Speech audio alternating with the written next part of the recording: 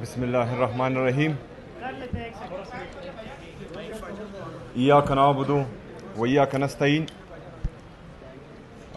سب سے پہلے میں تحریک تحفظ آئین پاکستان کو مبارکباد اور خراج تحسین دونوں پیش کرتا ہوں۔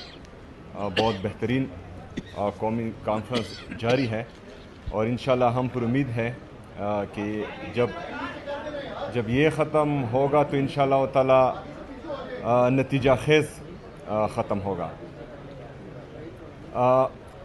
جیسا کہ ابھی ہمارے ایک دوست نے بولا بھی کہ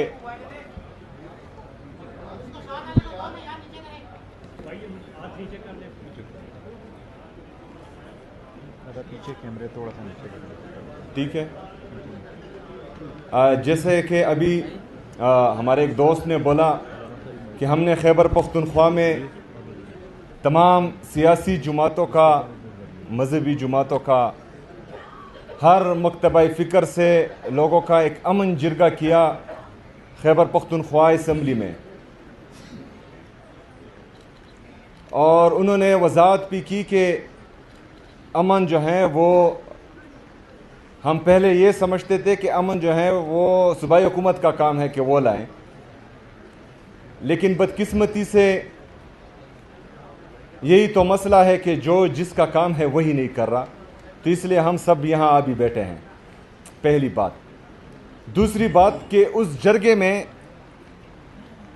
تمام مکتبہ فکر کے لوگ جمع ہوئے اور وہاں پر ایک بہترین ماحول میں قیام امن کے لیے 15 نکاتی ایجنڈا پیش کیا گیا، جس پر تمام جماعتیں چاہے سیاسی ہو، مذہبی ہو، اور ہر مکتبہ فکر کے لوگ اس پر متفق ہوئے۔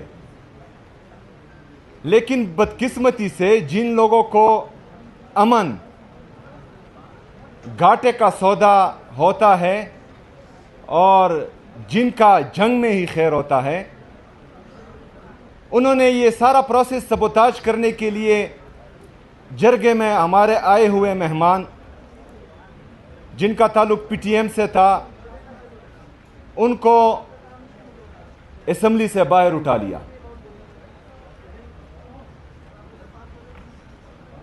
تو میری جب ان سے اس حوالے سے بات ہوئی، میں نے ان کو کہا کہ ایک تو آپ لوگوں کا مسئلہ یہ ہے کہ آپ لوگ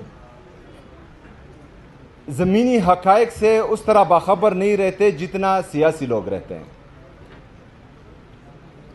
آپ لوگ عوام میں اتنا نہیں رہتے جتنا سیاسی لوگ رہتے ہیں، تو آپ یہ چیزیں نہیں سمجھتے اتنی جتنی ہم سمجھتے ہیں، اور اس کے ساتھ ساتھ جب آپ سمجھتے نہیں ہیں اور اگر کسی کے کہنے پر آپ لوگوں کو اٹھاتے ہیں، تو جو آپ کے ایڈوائزرز ہیں وہ بھی انتہائی بیوقوف اور نالائق ہیں، کیونکہ یہ جو قدم آپ لوگوں نے اٹھایا ہے اس سے آپ کی ساکھ اٹھے گی نہیں، اس سے لوگوں کے دلوں میں آپ کی نفرت کم نہیں ہوگی لیکن مزید بڑھے گی۔ اور اس کا نتیجہ ہم نے دیکھا کہ پشاور یونیورسٹی کیمپس میں 78 سال میں پہلی دفعہ جو ہے ہمارے ادارے کے خلاف نعرے بازی ہوئی، اور یہ ان کی یہ ایک بیوقوفانہ حرکت کی وجہ سے جو انہوں نے جرگے کے بعد کی۔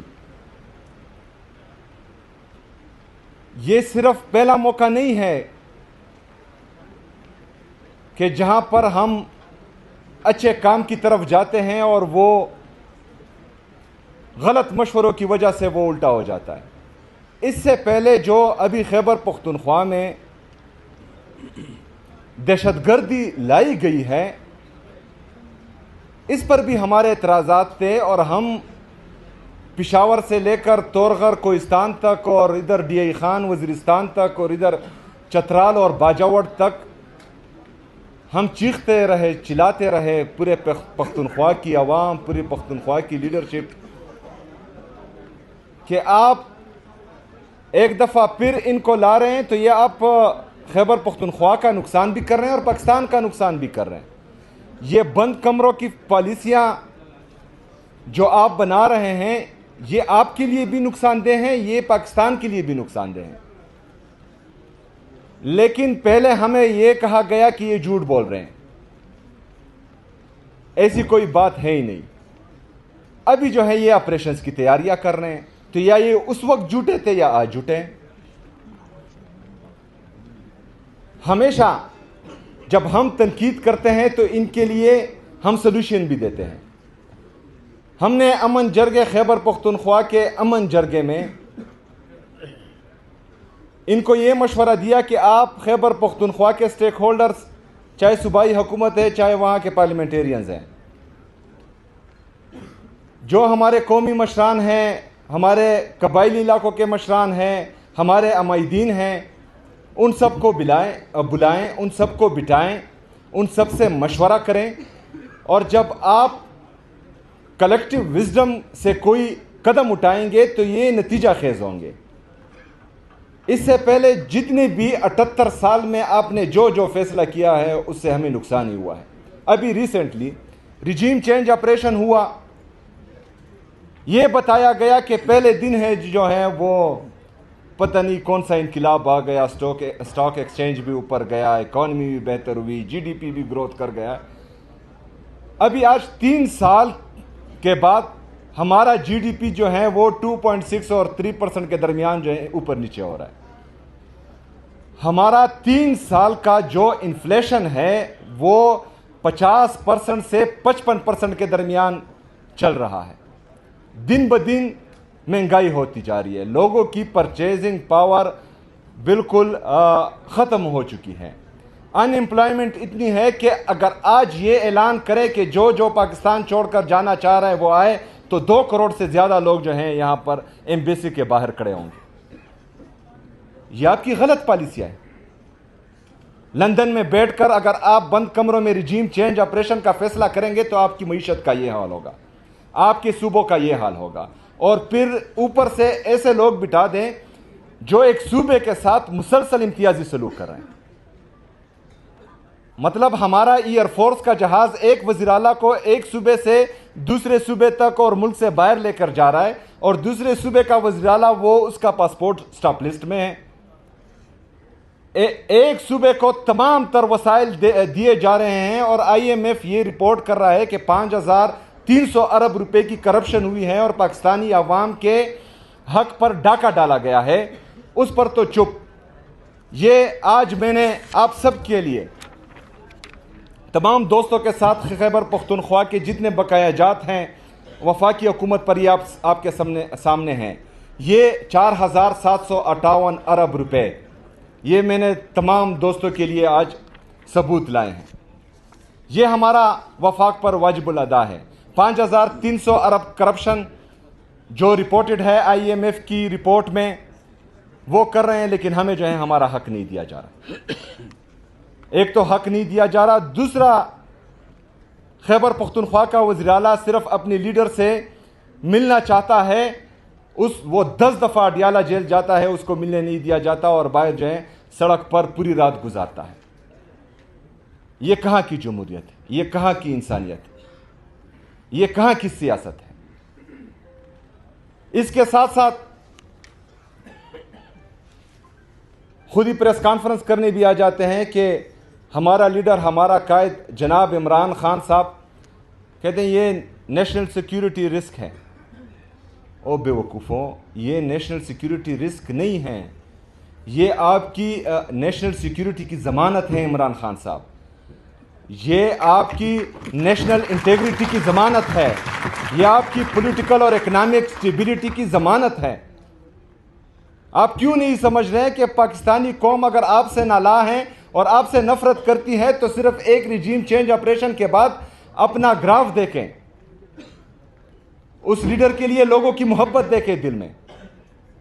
8 فروری کا رزلٹ جو آپ لوگوں نے چینج کیا ہے اور کسی اور کے کھاتے میں ڈال دیا ہے, پتہ تو ہے نا, معلوم تو ہے کہ آپ لوگوں نے کیا کیا ہے. ذرا وہ رزلٹ دیکھیں کہ لوگوں کی پلس کیا کہتی ہے, لوگ چاہتے کیا ہیں. اس طرح کے فیصلوں سے پاکستان اگر پہلے آپ لوگ کرتے تھے تو وہ سوشل میڈیا کا دور نہیں تھا، آج سوشل میڈیا کا دور ہے۔ ہمارے کاشف عباسی صاحب نے باتیں کی صحافیوں پر پابندیوں کے اور ہمارے میڈیا چینلز پر پابندیوں کی۔ آج کل تو سوشل میڈیا کا دور ہے، کیا کیا چھپاؤ گے؟ اور پاکستان کی سب سے بڑی اسٹیبلشمنٹ آج کل پاکستان کا سوشل میڈیا ہے، جو پوری دنیا کو حقیقت دکھا رہا ہے، آپ لوگوں کا اصل چہرہ دکھا رہا ہے۔ جو جن کا کام ہے وہ ان کو بتا رہا ہے کہ آئین آپ کو یہ اجازت نہیں دیتا کہ آپ سیاست میں مداخلت کریں، آئین آپ کو یہ اجازت نہیں دیتا کہ آپ عوام کے مینڈیٹ پر ڈاکہ ڈالیں، آئین آپ کو یہ اجازت نہیں دیتا کہ آپ ایک چٹ کے ذریعے ججز پر فیصلہ کروائیں۔ اچھا، عدالتیں، ہمارے ججز اتنے بے بس کہ وہ خود ہی لیٹر کر رہے ہیں کہ ہمارے فیصلوں میں مداخلت ہو رہی ہے، لیکن شرم اور حیا کسی میں ہے ہی نہیں۔ جو لوگ مینڈیٹ چوری کے ذریعے حکومت کا حصہ ہیں، وہ ساری رات ٹی وی پر بیٹھ کر بے شرموں کی طرح باتیں کرتے ہیں۔ مطلب مجھے تو سمجھ نہیں آتی کہ یہ شرم، حیا، عزت، غیرت انہوں نے الماری میں بند کر رکھی ہے کہ پتہ نہیں کہاں پر رکھی ہے، اور تالے بھی لگائے ہوئے ہیں کہ جس طرح کا وہ جھوٹ بولتے ہیں لوگ جو ہیں دیکھ نہیں سکتے اب ان کے چہرے۔ لیکن اس طرح یہ ملک چلے گا نہیں۔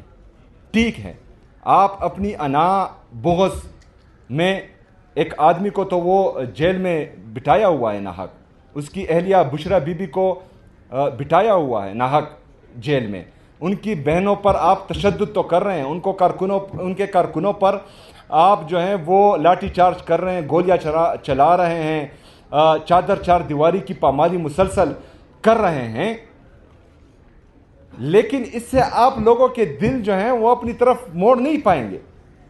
یہ آپ پاکستان کو مزید خراب کریں گے، اس سے جو ہیں ادارے مزید کمزور ہوں گے، اس سے لوگوں کے دلوں میں اداروں کے لیے نفرت مزید بڑھے گی، اور اس سے جو آپ پاکستان کی معیشت کا بیڑا غرق کر رہے ہیں، جس پر میں نے کل بھی بات کی کہ ہم 80,000 ارب روپے کے مقروض ہو چکے ہیں آج، جس میں 36,000 ارب روپے ہمارا بیرونی قرضہ ہے جو ہمارے ڈالر کے ریٹ کے ساتھ منسلک ہے۔